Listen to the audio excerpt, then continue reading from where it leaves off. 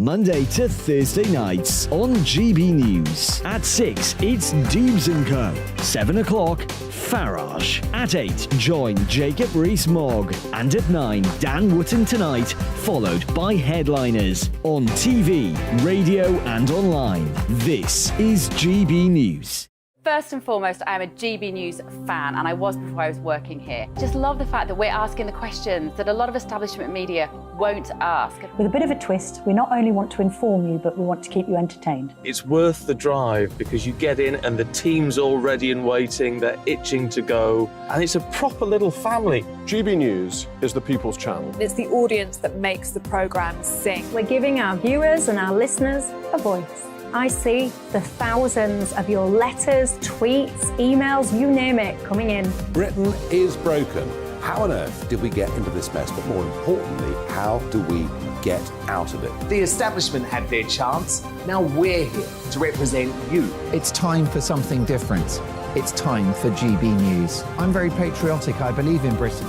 Our best days lie ahead. Britain's watching. Britain's watching. Join us here on GB News. The people's channel. Britain's news channel. Join me, Patrick Christie's, Monday to Friday, 3 till 6. We tackle the day's news agenda like you've never seen before. It's high tempo, high octane, the most controversial topics and the best guests. You will not be able to take your eyes and ears off it. I'm not afraid to ask the questions that you really want answered. 3 till 6 p.m, Monday to Friday on GB News, the People's Channel, Britain's news channel. GB News has its own late-night paper preview show, Headliners, where comedians take you through the next day's top news stories. You don't have to bother reading the newspaper, we've got it covered for you. Headliners, every night at 11 p.m, and repeated every morning at 5 a.m. We won't send you to sleep like some of the other paper review shows out there. GB News, the People's Channel, Britain's news channel. Join me, Camilla Tominey, on Sunday mornings from 9:30, taking the politicians to task and breaking out of SW1 to see how their decisions are affecting you across the UK. Bursting the Westminster bubble every Sunday morning, only on GB News, the People's Channel. Britain's watching. Hello, I'm Calvin Robinson. Do not miss my Common Sense Crusade Saturdays at 7 p.m. Join me for some in-depth discussions on faith. Is that not the start of the slippery slope? It's very much so. And the big moral questions of the day. I'm baffled. You've got some nerve. Only on GB News, the People's Channel, Britain's news channel. I'm Andrew Doyle. Join me at 7 o'clock every Sunday night for Free Speech Nation, the show where I tackle the week's biggest stories in politics and current affairs with the help of my 2 comedian panellists and a variety of special guests. Free Speech Nation, Sunday nights from 7 on GB News, the People's Channel, Britain's news channel.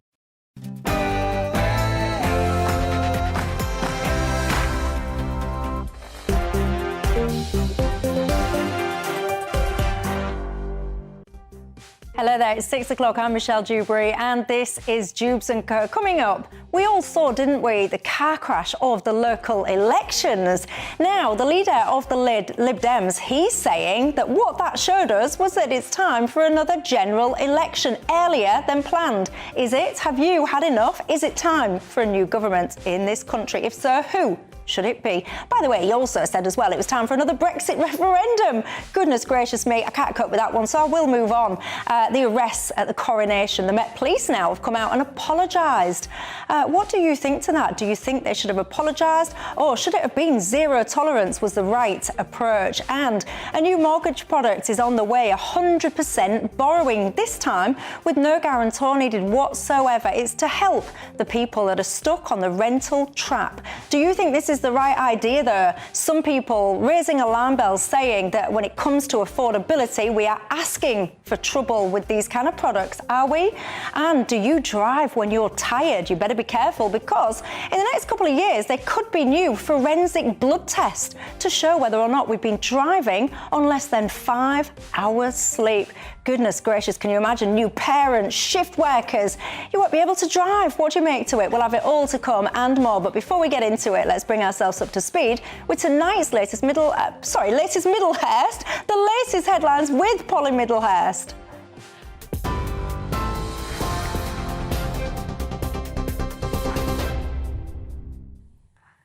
Michelle, thanks very much indeed. Well, the top story tonight on GB News is that the Information Commissioner's Office says it won't be taking any action against Lancashire Police over the disclosure of Nicola Bulley's personal information.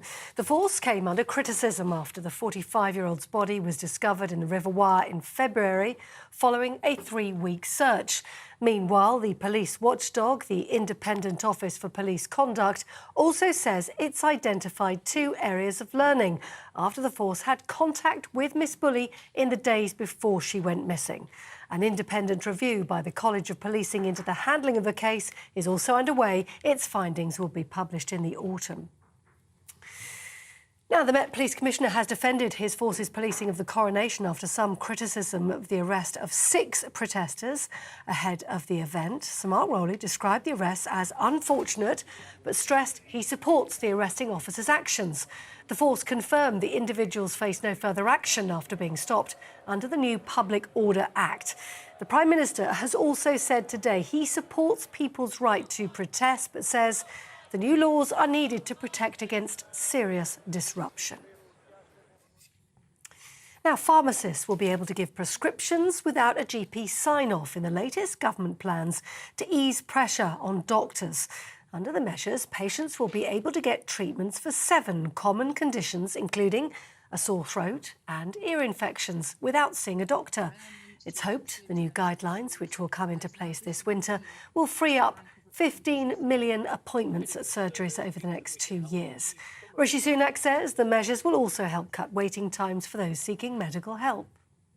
80% of the country lives about 20 minutes walk from a pharmacy, and for many people they're an easier place to access than their surgery. That's why we're investing more in them and allowing them to do more. And it's not just more medicines that people will be able to get there. They'll be able to get more blood pressure checks or indeed contraception as well. So we're expanding the range of services that people can get from their pharmacies. That's good. It will ease pressure on the system, mean that people can get access to the healthcare they need quicker, and it backs all our fantastic pharmacies as well with extra funding. Well, NHS GP Anita Raja told GB News earlier she's sceptical about the plans. You know, and I know that at the moment there are so many, hundreds of pharmacies have already closed down. I mean, you know, by the time this is going to be implemented, we may not have a pharmacy near us. So everybody's under a lot of pressure. So we need to really work towards capacity, retrain, recruit, and, you know, and value your healthcare staff. Now, in international news, the former Prime Minister of Pakistan has been arrested by anti-corruption police in Islamabad, and his supporters are being told to shut down the country. Footage appears to show paramilitary troops in riot gear surrounding the former cricketer inside a courtroom. The move has led to protests in Mr. Khan's hometown of Lahore, and members of his political party are now calling for support. Imran Khan was ousted from power in the country in a parliamentary vote last year. The Prime Minister has rejected claims made by the Russian president that the West is to blame for the war in Ukraine. Rishi Sunak said President Putin is the only person responsible for the invasion that he's called illegal and unprovoked. It follows comments by Vladimir Putin made during a speech at the annual victory parade in Russia, where he claimed the so-called real war is being waged and his country is simply defending its sovereignty. The Western global elites still preach about their exceptionalism. They're pitting people against each other and dividing society, provoking bloody conflicts and coups, sowing hatred, Russophobia, aggressive nationalism, and destroying the traditional family values that make people people. They seem to have forgotten what the Nazis' claim to world supremacy led to, forgotten who defeated this horrible, total evil, who stood up for their homeland and did not spare their lives for the people of Europe. A teenager has been jailed for life for the murder of a 14-year-old boy in South London. Jermaine Cools was fatally stabbed by 17-year-old Marquez Walker in 2021 in Croydon. Cools, who was unarmed at the time, was the youngest fatally involved knife crime in the capital that year. Walker pleaded guilty to the murder early this year and possession of a knife. Appearing at the Old Bailey, Walker became the first youth to be sentenced on television. Now, a marine barge, which will be used to house migrants, has arrived in UK waters. It's called the Bibby Stockholm. It docked in Falmouth this morning. It's going to be refurbished ahead of its use as a housing centre. The 3-storey barge will be used for at least 18 months and can seat up to 500 people as they wait for asylum claims to be processed. It's part of a government scheme to move asylum seekers away from costly hotel accommodation. And ambulance workers in the South East have been striking today as their union escalated its industrial action over pay. Unite's members employed at South Central and South East Coast Ambulance Service will continue to strike until 10 o'clock tonight. Last month, their members rejected the government's offer of a lump sum cash payment and a 5% pay rise. Members of other health unions accepted the same offer. Those are your latest news headlines. You're up to date on TV, online, DAB+ radio and the TuneIn app. This is GB News. It's Britain's news channel.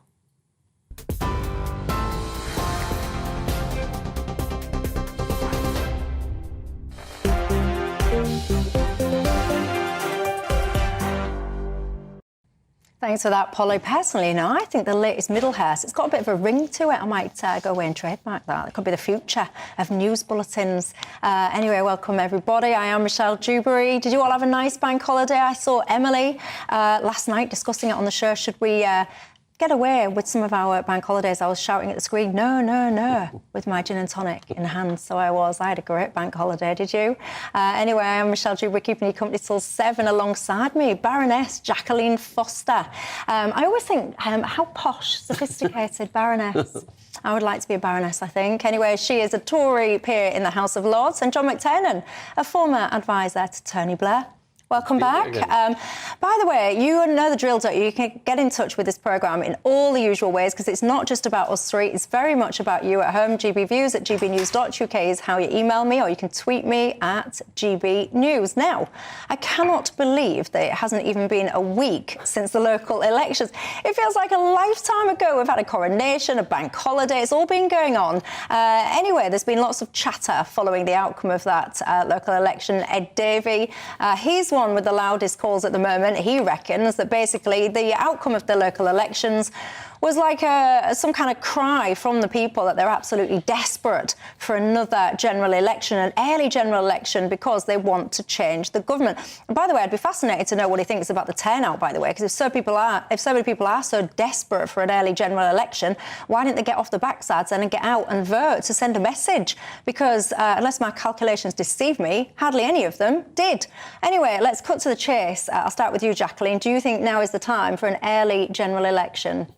No, not at all. I expect Ed Davey to call for an early general election, or obviously the opposition, the Labour Party. It's what they all do. They did pretty well, and the Labour Party did very well.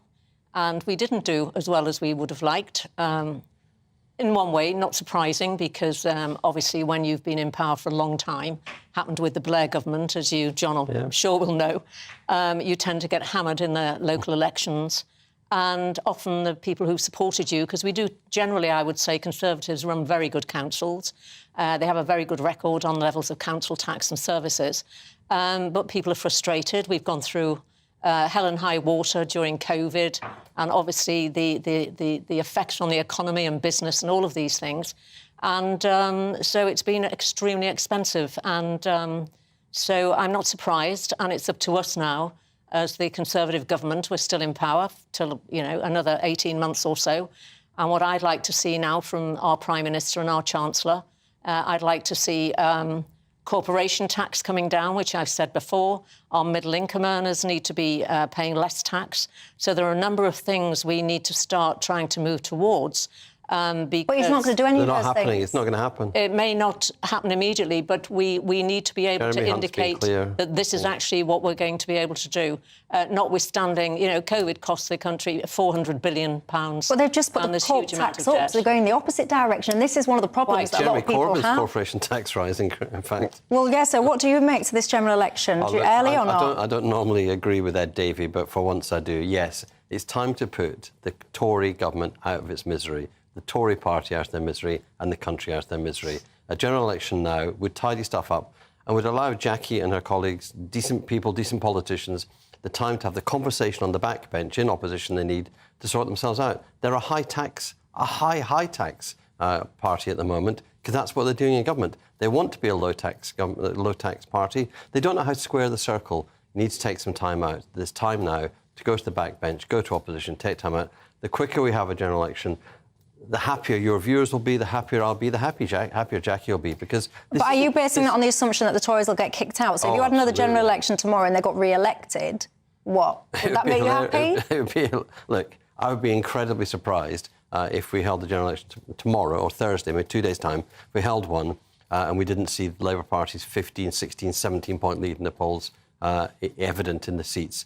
A landslide is coming, and you can't run from the voters. The voters get angry if you run away from them, if you push it off for too long. But no one's running anywhere. They're just sticking to the original plan. The original plan was next year. They're not running. Well, they're just sticking to the plan. The point is, if I may say, you are in opposition, and most people are haven't a clue on what your manifesto is going to be. I mean, we hear about what you're going to do with a non-dom tax, what they're going to do with a windfall tax, more windfall taxes on energy, as though that is the... that's going to be able to solve all of these issues, which it's not. And frankly, what they have come out with, the front bench of the Labour Party, in terms of policy, nobody knows exactly what you're going to do. I'll tell you what's funny, though. It's funny. You mentioned the windfall tax. Labour announced it as a policy. Jeremy Hunt steals it and Rishi Sunak steals it. Labour announced a policy. Wes Streeting announced a policy of pharmacists, of patients going direct to pharmacists, patients going direct to physiotherapists. So let me be clear. And the Tories have grabbed it. So basically, at the moment, the Tory party are both saying Labour's got no policies and also going, that's a nice policy. So are you suggesting that the reason that there's not a lot of detail... There's an actual Labour-Tory coalition. Are you saying that there's not a lot of detail on what Labour would perhaps do because Labour are really worried that the Tories are going to nick it? Absolutely. They'll steal our homework. Keir Starmer was asked today, I think it was about 7 times or so, there or thereabouts, whether or not he would do some kind of deal with the Lib Dems. And he just wouldn't answer the simple question. Yeah, to be honest, we'll never need to do a deal with the Lib Dems. If there was a minority government, which I think is unlikely, I think there'll be a majority, but if there's a minority Labour government, the Liberals have got no bargaining power. The Liberal Democrats are never going to vote with the Tory party. And if they won't vote with the Tory party, they can't threaten the Labour Party, a minority Labour Party government. And so if I'd been here, I'd said the SNP, the Lib Dems, the Greens, whoever it is, no deals. Won't do a deal with the Tories. We won't do a deal with the Lib Dems. Don't do a deal. We will govern in the interests of the country, and people can vote for us in Parliament. They can vote for our Queen's speech or vote against it. But if you vote against our Queen's speech, you're backing the Tories. Labour have never won an election without Scotland. And to be fair, I mean, from when you were in power, when they have been in power, which have not been that many times, actually. No, we don't win very often. I agree with that. But you've had to actually... we need Wales, make sure that you're getting the MPs in Scotland. Of course, there's a very different picture now. No, that's true. So that's going to be interesting. So you're going to be far more reliant now, clearly, on England and on Wales. So that's going to be fascinating. It is true. It's also true that in the time that you've been an active politician and that you contested in Newham, didn't you? I did, 92. London has turned much more Labour. London is now so solid for Labour that we're likely to even pick up more seats. It's become a Labour city, and it used to be a contestable city. It used to be. In 92, there were a lot of Tory seats. Well, hang on, it was Herbert Morrison, Peter Mandelson's relative, said he would build the Tories out of London. Yeah. And that is why, even in the most expensive parts, so-called, of London, they were building council houses we've got before LCC World flats. War II. And so all the LCC flats. London's always been pretty difficult, I think, over the last 50 years. But now with 10 million population, London is such a large part of the UK. It used not to be. London's population was declining, Britain's population was rising, but London is back, and the Greater South East is back. And look at Kent. Labour has a majority of councils in Kent, and that cannot be good news for the Tory party. Well, it's not good news. It's not good news for the council taxpayers. What do you think to the criticism, though, that the Tories have essentially ran out of steam, they've run out of ideas, like all the things that you've just mentioned then that you would like to see? It's not going to happen. In fact, actually, it went the opposite way, didn't it? It did. In the last budget. So many people will watch this. They might be traditional Tory voters or whatever, and they will be shaking. They'll want to shake the government and say, what are you doing? You're not acting like a Tory government. You're going the different direction and you're alienating your core voter base. Well, I actually agree. I mean, I think Rishi, since he's been Prime Minister, he's done a good job of sort of stabilising the situation, because obviously we were in a bit of a turmoil last year. It was not my favourite time of year, I have to say. House was set on fire. But notwithstanding that, and we knew we weren't in a position to be able to cut taxes, etc., immediately. But what you've also got to have when you're the governing party, and it is, you know, years in we have been in power now, is that you've got to have a vision. And you've got to be able to stick to your core principles and your core policies. Labour have theirs, we have ours. We know which subjects, for example, the Labour Party will generally lead on, and they will generally have an idea what we will lead on. This is the way it works. No, times have been hard, and there isn't an easy solution. But we have to look as though and show that what we are talking about, whether it's the emphasis on net zero, you know, it's fine having net zero, it's fine having levies on everything, but people have to be able to afford them. You've got to be able to put forward a good argument why you need to do things. I think Jackie's right. The cost of living and all the impacts that it has on the day-to-day voter, not the people that live in Islington and parts of London where, you know, they're earning very well, but the rest of the country, Yorkshire, Lancashire. I think Jackie's right that there's a confusion for the voters. The Tory party are normally the party of holding down public spending and cutting taxes, and yet they're now a high-spending, high-tax government. They're a tax and spend government, and that's in contradiction to the brand. It's contradiction to really actually what Tory voters want, contradiction to what Tory MPs want. Well, Liz Truss tried to revise that, and it gives a kind of division. It gives a division inside the party, which makes the Tory party, for however calm Rishi's made it, is still quite angry and disunited and about this issue of, are we Tories? Because if we're Tories, we should be a different kind of government. And I think disunity, I've been in a disunited party here in Australia, a disunited party gets defeated in elections. The voters want parties to have their fights in private. That's why they send you like the whole Corbyn exactly. I mean, you've still got momentum all over the place. You've still got a real faction in there of Corbynites. So I think Keir Starmer's got his work cut out. I do just think that these last few years, nobody has come out of this with any glory. And I would just say as well about the Labour Party, when I look at the state of this country at the moment, and I was actually talking about this, I was up in Hull, my hometown, over the bank holiday, and I don't remember society being so divided. So many people are nasty to other people that they disagree with, so many people struggling and all the rest of it. And I blame a lot of this on the response to the COVID pandemic. And no party has come out of this with glory. Tory party, obviously, in power, creating some of the guidelines and all the rest of it. But you guys, you would have had us locked down for longer, probably harder. When people talk about... No, but you say that with a smile on your face as though it's funny. I think what lockdowns have done to this country, they have destroyed the lives of so many people to the point that they will not recover. Businesses gone. Let me finish. People's mental health gone. The finances of this economy, I mean, the country is in a mess. Children's mental health, people's drinking problems. There are so many issues. Inflation. I mean, I could go on, but I finish at 7. And I blame the heart of that, so much of that, on the COVID pandemic response. And you'll smile when you say, yeah, we'd still be locked down. To me, it's not a laughing matter. It's appalling. And I think that those parties need to be held to account when the next time comes for us to get out there and vote properly. Others did speak out, Michelle. Some of us spoke out, as you know. I do. The issue at the heart of the problem that the government have is that Rishi Sunak, by spending all that money for furlough, by supporting business to the extent that he did, he actually spent so much of the money, and he doesn't even, looking back on it, agree he should have done that. I think he feels conflicted about spending so much taxpayers' money on furlough, so much taxpayers' money on supporting businesses.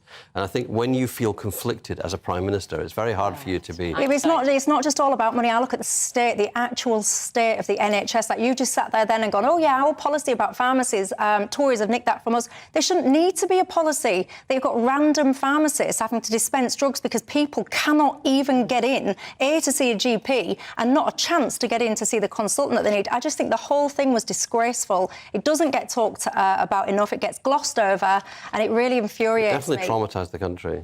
It did. Anyway, And it's not lasting effect. I could carry on that rant, but you know what? Because you're probably shouting at your screens at home, so I won't. I'll take a quick break. When I come back, I'll have some of your responses to that top topic there, but I also want to talk to you as well about, did you see the arrests over the weekend at the Coronation? Did you support them and the police's handling of the matter? They've come out today, the police, and basically apologised. Do you think they were right to or not? See you in 2. It's all about family, being in people's living rooms, all the interaction and getting to know who our viewers and listeners are. When I was young, my dad used to say, Nana, stop arguing. I wanted an outlet that would enable me to give my opinion. People are going through a really hard time right now, and I know that you don't feel like you're being listened to by the establishment. I came to GB News because it's the People's Channel, and I want the audience to have their say on the events of the day. We're dynamic. We do something different. Democracy shows that the wisdom of the nation is in its people. I get to travel to find out what the story is from a personal perspective. The British people aren't fools. We know when we're not being told the full story. We've got to work out how Britain moves forward from this. It's the best country in the world. The establishment had their chance. Now we're here to represent your views. Britain's watching. Britain's watching. Britain's watching. We're proud to be GB News. The People's Channel. Britain's news channel. So Dewbs Co, we tackle the issues of the day with real, robust debate, both sides of the fence, battling it out with me in the middle with my forthright opinions and views. And often really interesting things happen because you start with a position and then by the end of the debate you find actually, well, I might not have thought about that one. What we need in this country is 2 new political parties. You should maybe think about doing a 2024 calendar. I'm Michelle Dewberry and I'm keeping you company right through until 7 o'clock this evening. GB News, the People's Channel, Britain's watching. Start the day with GB News. We catch up on all the big stories you didn't hear the night before. And take a look at what the world's talking about this morning. That's right, Monday to Thursdays from 6 o'clock. It's Breakfast with Eamon and Isabel. Straight after breakfast, join us, Bev Turner and Andrew Pearce. We're going to take you through till noon. We'll be tackling the big topics of the day, including the things that the other channels just won't talk about. If it's happening here. Wake up to mornings on GB News, the People's Channel. Britain's news channel. I'm Simon Evans. Join me on GB News for Headliners at 11 p.m. What's the scoop? I'll be joined by 2 of the country's top comedians. That's right. As we take a look at tomorrow's newspapers tonight. We're going to get into trouble. If it's a big story, we'll be covering it. Spill some tea on him. There we go. But we'll also have some fun. I wouldn't stick up a bank. My father didn't love me. So anyway. Headliners every night from 11 on GB News, the People's Channel, Britain's news channel. Saturday nights on GB News. From 6 p.m, I'll give you my unique take on the world today. Then at 7, it's me, Calvin Robinson, with my Common Sense Crusade. New to GB News is the Saturday 5. 5 times the opinion. Join us every Saturday from 8 p.m. as we debate the week's stories. With us 4, plus a special guest. And at 9, of course, it's Mark Dolan Tonight. Saturday nights on GB News, the People's Channel, Britain's news channel.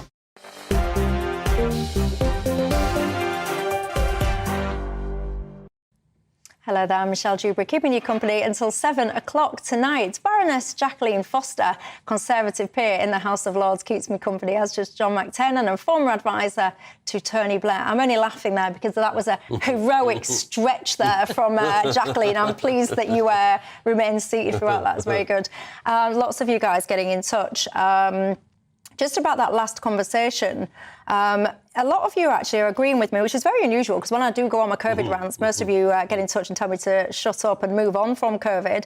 But actually, some of you are agreeing with me tonight that the whole division in society, lots of you agreeing with me that does stem from the COVID restrictions and the responses to them and all the like. I say this often on my programme, but I think that policy is at the heart of so many problems, failings, ills in our society and will be there for so many years to come, and it worries me, so it does. Nigel says, Michelle, what are you talking about general elections? You've told us that you don't even vote. Yes, Nigel, good, you've paid attention. If there was a general election tomorrow, no, I wouldn't vote, actually, because I'm so disillusioned with everybody. So, no, I haven't changed my tune. My position is still the same. The last 2 times I've ran for election. that wouldn't be happening in the next one. Cyril says the success of Labour and Lib Dems basically is the end result of protest votes. Mike says the problem with Labour is that if they get in, the taxes will be going one way only, which is up. Is that true? Yeah. Is it true? No, if Labour get in, up? There'll be fair taxes. So, what you mean is anyone that earns more than whatever, they'll be getting taxed to the eyeballs. Yeah. Bernard says Labour are full of hindsight. It is the story of their life. Pauline says we can't wait for a general election because we want to vote reform. And lastly, Mike, another Mike says, I've been Tory for a very long time, but I did put protest voting at the locals, but when it matters, I will be returning to the Tories at the general election next time. Now let's move on, shall we? The Met Police have expressed regret over the arrests of 6 anti-monarchy protesters before the coronation. Long story short, they thought these guys had a van full of what they call like lock-on devices, basically. Arrested them, put them in custody, put them on bail, and have now decided to release them with no further charges. Well, no charges at all, basically, because they couldn't prove intent. I'll start with you on this. This kind of public order bill, as it was discussed past last week, it is quite controversial, or has been for certain members of society. Where do you stand on it? Well, this is just abject from the Metropolitan Police. Going round individually, apologising to these demonstrators, giving them back the luggage, the luggage straps that they claimed were going to be used by the protesters. It's time to abolish the Metropolitan Police, get rid of this shoddy organisation for once and for all. They employ rapists, they employ criminals, and now they arrest ordinary, decent British citizens and deny them their free speech. Well, they employ tens of thousands of people, don't they? And I'm sure the majority of which will be fine. They do, but they also the Metropolitan Commissioner knows, and he said he wants more power to sack people more quickly. There's such a deep-rooted problem in the police. So what would you replace them with then? A police service for London. A police service for London. You get rid of the Metropolitan Police and reform them, refound them, and have a new culture. I thought the Met Police was a police force for London. But you have to get rid of the culture of the Metropolitan Police, get rid of the name. So you'd spend all of that money getting rid of an entire police force to start up again with a different name? The Royal Ulster Constabulary had to get rid of the RUC and replace them with the PSNI. No comparison. There's no public support for the police in London. There's no public support. We saw this on... Well, that's a bit harsh. Previous discussions we've had, your viewers are very strong, highly critical of the police and their performance, not just in London, but around the country. They don't catch criminals. If you get burgled, they give you a police number for your insurance. But this is clamping down on free speech. And I've got no doubt at all, this is because Suella Braverman said, I want to see some arrests. I, the Home Secretary, want to see you, the Metropolitan Police, make some arrests, put a bit of stick about. And that's been a humiliating climb down. What are they doing? They either had cause or they didn't. They clearly didn't have cause at the time they shouldn't have started. Jacqueline? Well, I thought the coronation was fabulous, just on a lighter note here. And then we look at the reason why they're there. I mean, the reason that any government is in power, from whichever party, their primary purpose is about the safety and security of the citizens of the country. I come from a safety and security critical industry. Hindsight can't play any part in anything that we determine. The vast majority of people who were here in London on Saturday and over the weekend wanted to come and enjoy a national event, which was, most of us won't see the next one in our lifetimes, or many of us probably won't. And I have no issue with people who protest. I've been out on the odd little protest. But the trouble is we have these minority groups now, and it's all about them. There is no account taken of the vast majority who may agree with some of the points that they raise, but they just want to disrupt everything. And we've seen it with Extinction Rebellion, and we've seen it with a number of others. The number of police officers, I say good. The Metropolitan Police at the weekend did a brilliant job.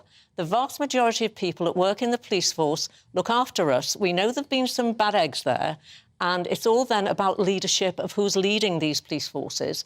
And I think they've had some strong messages, and there are certain things that need to change. But, you know, just say somebody would have had something in their pocket in whatever, and it could have been an explosive device. Just imagine the carnage. You know, we rely on security and intelligence to be able to tell us what's going on. This was Keystone And then we have to have the police, we have the feet on the ground, who are hopefully then making sure that something bad didn't happen. So good on you, Metropolitan Police. You've got my full support. redo things in terms of the people that have clearly not been good. Get rid of them. Let Mark Rowley get rid of them. An easier way to get rid of bad police. But the vast majority are great, and I thank them for all the work that they do. And let me ask you this, though, to John's point. So on the occasion where, so say if they've arrested these people, chucked them in a cell because potentially they might be using these, whatever it was, bungee cords, whatever. What? No, I'm on about these locking on things. Oh, no, so well, then they had rape alarms. The rape alarms were actually the night patrol of Westminster City No, Council. they were arresting people at 2 in the afternoon with rape alarms on them. But if they then decided afterwards that actually we didn't have the means to determine whether or not you did intend to lock on, don't you think then there should be, oh yes, like if someone arrested you for something and then actually decided, on reflection, we didn't really have enough kind of stuff there to have charged you, wouldn't you expect that person to go, yeah, actually, sorry about that? Of course I would. Of course I would. So you think they were right to apologise? They're making split-second judgments about the situation that they are then dealing with. It's like police officers that carry weapons. They weren't dealing. You say that. You don't know. There were tens of thousands of people. I do know because they've apologised to them all. I know they weren't terrorists. They were overreacting, over-policing, and they were trying to perform for the Home Secretary. Well, I think they did a great job, and I don't think that they over-policed. If you're talking about 30 or 20 out of the thousands of people who were arrested and now they've looked at it and said, perhaps we shouldn't have done that. Fair dues, OK, there has to be an apology. But frankly, why did they have to pick anyway? I mean, I don't care if somebody's a Republican. It's entirely up to them. But, we've got one day with a coronation.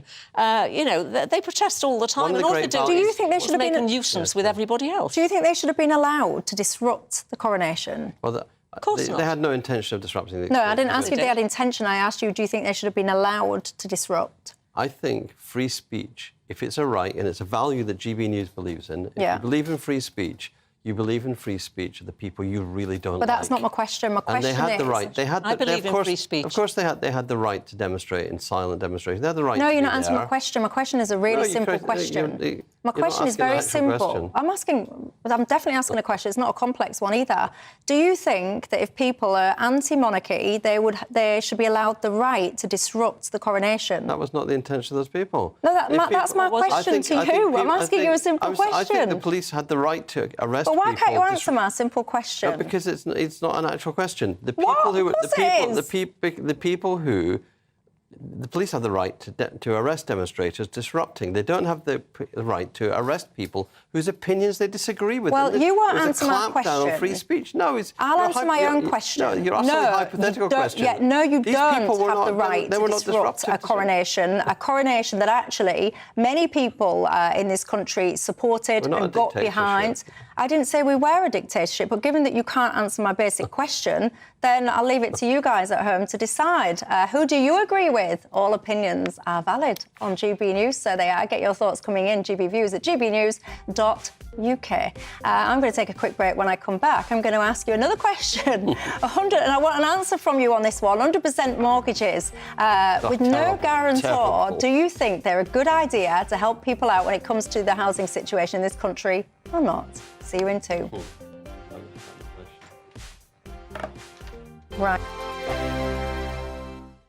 I joined GB News because I was sick and tired of not hearing my views being represented, not just mine, but so many people that I knew and spoke to. I just couldn't get my voice out there. I couldn't say anything. I couldn't do anything. Whatever the narrative was, I kind of had to follow it. GB News is there to provide a voice for those who have been ignored by the establishment media. We think different things, we've got a different style. GB News is here to be optimistic and positive about the future. It's real kind of dynamic and flowing, with the audience very much at the heart of it, like a big family. Here at GB News, we talk about the things that matter to you. Hearing the voices from right across our towns and cities, especially our towns. All sides of the argument represented with a heavy dose of opinion. We're on a mission here to make a difference. And the GB News family really is here for you, and whatever time of day you can watch or listen. Britain's watching. Britain's watching. We're proud to be GB News. The People's Channel. Britain's news channel. Westminster is going around in ever-decreasing circles, followed by the media. Britain is broken. How on earth did we get into this mess? But more importantly, how do we get out of it. Join me at 7 p.m, Mondays to Thursdays on Farage. Here on GB News, we will have open, rational debate. We've got to work out how Britain moves forward from this. Join us here on GB News, the People's Channel. Britain is watching. You've probably seen politicians interviewed 1,000 times, but we do it differently. We find out who they really are, we don't shout, we chat, and hopefully we bring a bit of light, not just heat. Did you know Kate Moss? Apparently. Do you have a pair of jeans or a pair of jeans? No, of course I don't. What would I do with them? My friends are like, oh my God, what's she doing now? Join me every Sunday at 6 for Gloria Meets, only on GB News, the People's Channel, Britain's news channel. I'm Jacob Rees-Mogg, the Member of Parliament for North East Somerset and a former government minister. For years, I've walked the corridors of power in both Westminster and the City of London. We need to have the arguments, the discussions on how we make it better. Crop failures, famine, war, suffering on a scale completely unimaginable. We are putting the cart before the horse. As Charles I said at the scaffold, he was the true defender of liberty. Yeah, I've completely derailed the conversation. Join me Monday to Thursday at 8 p.m. on GB News, Britain's news channel. New to GB News is the Saturday 5. Join us every Saturday from 8 p.m. as we debate the week's stories. Right, folks, that was a spicy one, wasn't it? With us four, plus a special guest. Sometimes she has to stick her foot in it. Sometimes she has to say things as they are. Sometimes I think we should keep the refugees and send the pensioners to Rwanda. Then we'd be in a much better state. Well, Benjamin, that is... The Saturday 5. Saturday nights from 8. Only on GB News, the People's Channel. Britain's news channel. Britain's news channel.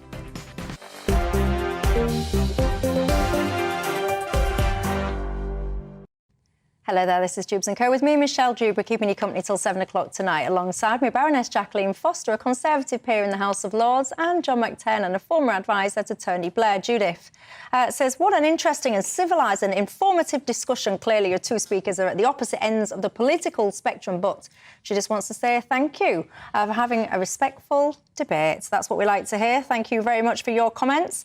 Lots of you getting in touch about the Met Police. We were just talking. Someone on Twitter says, I was on the Mall and police were cheered when they walked past us in groups. Basically, they're saying that the police did a great job in keeping everybody safe. Well, you can't dispute. I mean, that coronation must have been such a target for people. And that's what I mean. So you can't... I mean, I just think you kind of glibly...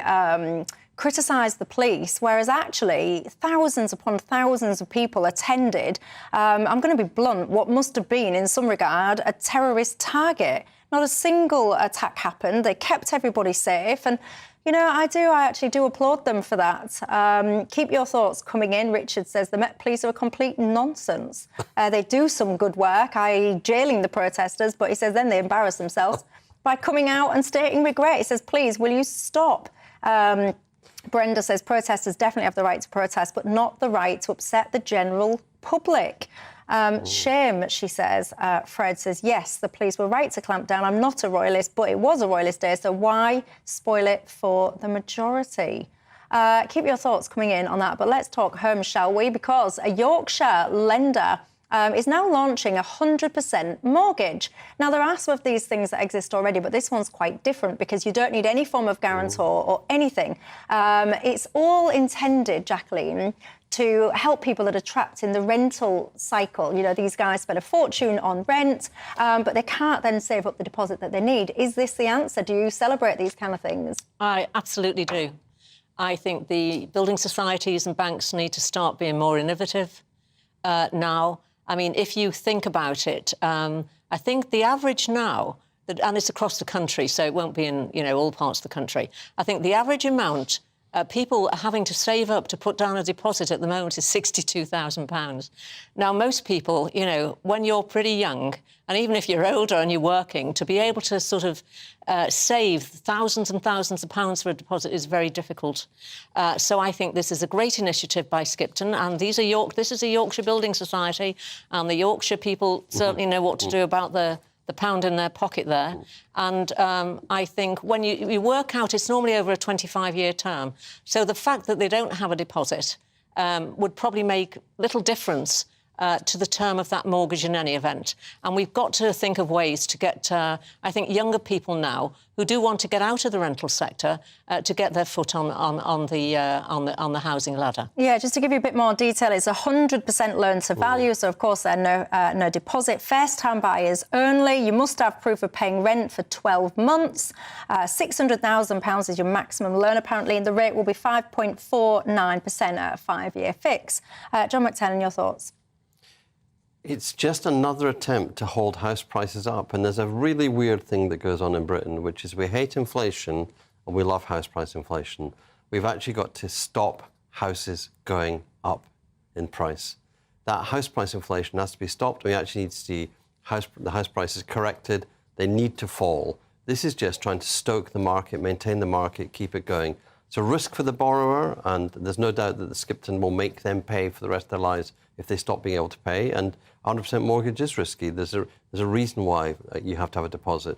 And the other thing is, in the end, the solution to housing is going to be building hundreds of thousands, maybe 1 million new council houses. It's not going to be helping some people to buy a house in this overpriced market we've got.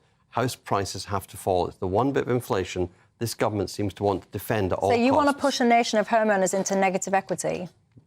No, I want to see the property over the pandemic. For it to fall, that means anyone that's bought at the current values will go into negative equity. Over the pandemic period, they're not in negative equity, depends what they borrowed, but over the pandemic period, the 3 years of the pandemic, houses in Britain went up in value by £1.7 trillion. Let's see house prices fall just back to what they were 3 years ago. That doesn't put people in negative equity. That just starts to correct us back to a situation where actually houses become affordable again. Pricing people out of the market, you don't solve it by giving them the money to buy in that overpriced market. We need to see a correction. Is there any part of it? Yeah, well, I was just about to say, is there any part of you that agrees with him? But given that you're shaking your head, go on. No, I don't. You know, I think we've got a very difficult situation, obviously, with the increase in interest rates. I mean, the irony there is a lot of us, when I was paying for my flat years ago, we were never in it. There was never 0.25 from the Bank of England or 0.5. I mean, that's another issue for another day. I think they were kept artificially low. Most of us were paying about 4%, 5%. Sometimes it went up to 8%. I mean, there were times over the sort of the 80s and the 90s where interest rates... And I think we were probably a little bit more aware or more wary about that risk that it could go up as well as come down. And then it was great when it came down because you had another 100 quid at the end of the month, maybe. So we just have to think of that. And I think what we have to say to first-time buyers and others, and to people thinking about buying, you need to remember, we need to get that message across. These rates do go up and down. But the building societies, I have to say, and the banks, they never lose. They never lose. And they do need to come up with products now. They've got loyal customers, and I think they need to put their money where their mouth is, and they need to come up with products that actually encourage and allow, I think, a lot of the younger people and others, actually, families, to get on the housing market. It is a market at the end of the day. Markets are markets. They go up and down, but there are things that we can do. And very quickly, do you think... So there was a target of 300,000 properties to be built per year. That then became a little bit watered down and not a cast iron target, but more of like a voluntary endeavour.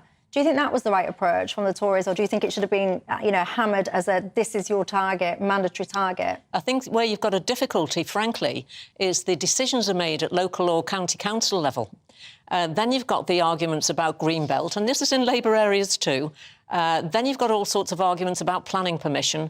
And I think we're a little bit too reticent here, all parties actually, in saying these are the goals. And then looking clearly across the country where there are areas where we can realistically build the numbers that we need with the facilities that we need on possibly some brown belt. And the jobs we need, brownfield. And the jobs. You have to look at the whole picture. And I think this argument all the time, they play, oh, well, we said 200 and you said 300. It doesn't get anybody anywhere. Yeah, but we do need more accommodation, and it needs to be built. I mean, one of the big very brief final point, go. Big success story, the South East since 1960s grown in population outside London by 6 million. You can put people in quite well into areas around London. We need to do more of that, more in London, more around London. but the houses have to be where the jobs are. That's why, and we need to take growth to the north to put jobs there. Yeah, but there's also a huge elephant in the room, isn't there? Because it's all well and good. You can build houses till the cows come home, but if you keep increasing your population to the levels that we do, so last year net migration was 500,000 people. Yeah. And this year, isn't this year's going to be 700,000? It's going to be much more. Yeah. So it's all well and good sitting it's going here. to be a big number, but this is the point. So yes, you can build houses, but if your current population can't get housed and you keep insisting on adding 500,000 here and 700,000 there, you're constantly going to be chasing your tail. And I've got to be honest, this whole housing situation is one that really, really worries me. It is surely the most basic thing to be able to have a home that you can call your own. And so many people, for a variety of reasons, are denied that at the moment. And I'm really concerned about that. Are you? And if you are, what would be your solution? I'm going to take a quick break. When we come back, I'll have some of your thoughts. But I also want to ask you this. We talk about drink driving and drug driving and all the rest of it. But what about tired driving? There could be a new blood test on the way which would be able to check at the scene of a crash, have you had less than 5 hours sleep? What do you think to that? Sensible or a little bit too far? See you in 2.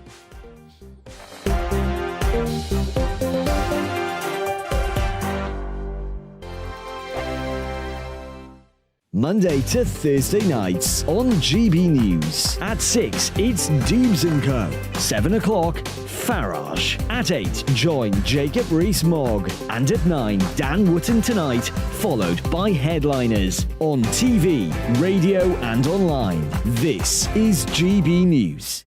First and foremost, I am a GB News fan, and I was before I was working here. Just love the fact that we're asking the questions that a lot of establishment media won't ask. With a bit of a twist, we not only want to inform you, but we want to keep you entertained. It's worth the drive because you get in and the team's all ready and waiting, they're itching to go, and it's a proper little family. GB News is the People's Channel. It's the audience that makes the programme sing. We're giving our viewers and our listeners a voice. I see the thousands of your letters, tweets, emails, you name it, coming in. Britain is broken. How on earth did we get into this mess? But more importantly, how do we get out of it? The establishment had their chance. Now we're here to represent you. It's time for something different. It's time for GB News. I'm very patriotic. I believe in Britain. Our best days lie ahead. Britain's watching. Britain's watching. Join us here on GB News. The People's Channel. Britain's news channel. Join me, Patrick Christie's Monday to Friday, 3 till 6. We tackle the day's news agenda like you've never seen before. It's high tempo, high octane, the most controversial topics, and the best guests. You will not be able to take your eyes and ears off it. I'm not afraid to ask the questions that you really want answered. 3 till 6 p.m, Monday to Friday on GB News, the People's Channel, Britain's news channel. GB News has its own late-night paper preview show, Headliners, where comedians take you through the next day's top news stories. You don't have to bother reading the newspaper, we've got it covered for you. Headliners, every night at 11 p.m, and repeated every morning at 5 a.m. We won't send you to sleep like some of the other paper review shows out there. GB News, the People's Channel, Britain's news channel. Join me, Camilla Tominey, on Sunday mornings from 9:30, taking the politicians to task and breaking out of SW1 to see how their decisions are affecting you across the UK. Bursting the Westminster bubble every Sunday morning, only on GB News, the People's Channel. Britain's watching. Hello, I'm Calvin Robinson. Do not miss my Common Sense Crusade Saturdays at 7 p.m. Join me for some in-depth discussions on faith. Is that not the start of the slippery slope? It's very much so. And the big moral questions of the day. I'm baffled. You've got some nerve. Only on GB News, the People's Channel, Britain's news channel. I'm Andrew Doyle. Join me at 7 o'clock every Sunday night for Free Speech Nation, the show where I tackle the week's biggest stories in politics and current affairs with the help of my 2 comedian panellists and a variety of special guests. Free Speech Nation, Sunday nights from 7 on GB News, the People's Channel, Britain's news channel.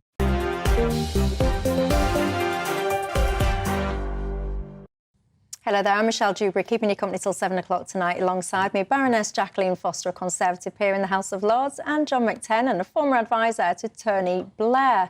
Right, let's cut straight to the chase, shall we? Because there is a new blood test that is being developed as we speak, and it would be looking at whether or not you are driving when you're tired. So if you've been at the scene of a crash, In goes the needle, out come the results. Have you had less than 5 hours sleep? Liam, one of my viewers, says, Michelle, I was a policeman for 13 years and I can tell you now, he says, police officers had accidents driving home after a night shift because they were so tired. I imagine it's not just police officers there, Liam. Do you support this endeavour, John? Look, I think more people should get more sleep, get enough sleep. Maybe a blood test for politicians. They can't take a decision unless they've had 5 hours sleep or more. Yeah. And I do think a lot of accidents are caused on motorways by people nodding off, losing attention. I've heard of vehicles that are going to have devices that see if your eyes stay on the road, watch your blinking and test your attention. This blood test, I think good if it's a deterrent. If people realise they shouldn't drive when they're tired, take rests, they should do that. I think all of us have experience of driving a bit too often when we've been a bit too tired. I've done it, and I think it is dangerous. You do need to stop driving and have a rest. But it's hard though, isn't it? Oh, because there'll be so many people, Jacqueline, they're working 2, 3 jobs to provide for their kids. There'll be someone else that, I don't know, has just had a new kid and you really don't sleep when you've got a baby. Someone that's perhaps got insomnia as well. I mean, what, are those people not allowed to drive? Well, probably like you know, with young children. I mean, do you ever get night's sleep? You know, I've got a friend who now his daughter's had twins. I think they get about an hour and then they feed the twins again. I think this is... I'm not sure. I think they need to focus on drink and drugs because they are a certainty. We know the sort of issues there. Of course, it's best if you can have a decent night's sleep before you set off in the car. But then you've also got to look at, from my point of view, it's becoming more and more intrusive about what people are actually doing in the car. And then you get the legal issues. You know, you get the lawyers piling in then, you know, to prove that somebody was tired. Did they have 5 hours? For some people... You know, 4 hours sleep is fine. For other people, need 9 hours sleep. Yeah. So I think it's really rather a non-starter. And as I said, I think they need to focus on those that we do know. I mean, we've got things going on like people in cars with guns, you know, driving by. I think the police have got enough on their plate, frankly, without even looking at this. And as they said, the police officer, you know, you work in shifts. I've worked shifts. I was former crew. Sometimes you didn't know what country you were in, I think, when you came back. Well, Graham says, I was a professional HGV1 driver for over 30 years. Like my father. Yeah, and he says you never get enough sleep doing that job, full stop. Yeah. Who's this? Jay says, unfortunately, I'm terrible at sleeping, but ultimately, he says, he doesn't know how many hours he sleeps in the total, so how does he know whether he can drive or not? Because it's quite a precise test, this, by the way. He says that he might have to bin his licence if he comes in and get his missus to drive. I'm sure she'd love that. Adrian, what about people like me? I think he's got insomnia. He says, would I be penalised? Well, yeah, you would, actually, if you had a crash. That would be the outcome of this blood test. Carol says this is all over the top. What is this world coming to, Michelle? Well, is this coming from Canada, by the way? Is this test... Australia. Australia. Well, they've gone rather strange in Australia and Canada with some of the things that they do to control the population. Well, don't even get me started on that one. The nation will breathe a sigh of relief because I'm not going to restart myself up about COVID all over again. Someone's just pointed out the very serious train crash that happened when the driver fell asleep at the wheel as well. So, yeah, these things have serious repercussions. Look, that's all I've got time for. Thank you very much, John, for your company, Jacqueline for yours too, and, of course, you at home for yours. Up next is Nigel Farage, so do not go anywhere. If you need to move, take us on the radio, take us with you. Have a fantastic night, and I'll see you tomorrow. Hi there, it's Aidan McGibbon here with your latest GB News forecast from the Met Office. Today's lively downpours will ease overnight with some clear spells, especially towards the east, but further showers expected into Wednesday, Thursday, and for some on Friday as well. Low pressure in charge at the moment. That's what's bringing the mixture of sunny spells and showers. But there have been some very lively downpours and they'll continue to affect the southeast during Tuesday evening, eventually disappearing into the continent. Meanwhile, the next system pushes further cloud and showery rain into the west, but in the east, at least, an interlude with clear spells for a time, mid to high single figures by dawn, and a few mist patches as well. But otherwise, plenty of sunshine for eastern Scotland, away from the coast, where it will be a fairly murky affair during the morning. And into eastern England, sunny skies for the first few hours at least. But the cloud and the showers in the west do migrate eastwards, and they'll bubble up widely with, again, some slow-moving, lively downpours and some thunderstorms. Temperatures up to the mid to high teens generally, perhaps a degree or so cooler compared with Tuesday, but not much in it. And where we do get some sunny spells, it will feel warm, high UV at this time of year when the sun does come out. But into the evening, well, that's when we see the cloud really break up as drier and clearer air arrives for a time. One exception towards the west, where it will continue to be fairly cloudy with some further showers, and the northeast of Scotland continuing to see the low cloud and the mist, especially near the beaches. Then Thursday morning starts off with spells of cloud and showers working their way from the west, some more prolonged rain for a time for Northern Ireland, for example. And then by the afternoon, again, it's a mixture of sunny spells and hefty downpours with thunderstorms in one or two spots. Friday's showers, mostly confined to the south. Drier and brighter conditions arrive from the north for the start of the weekend.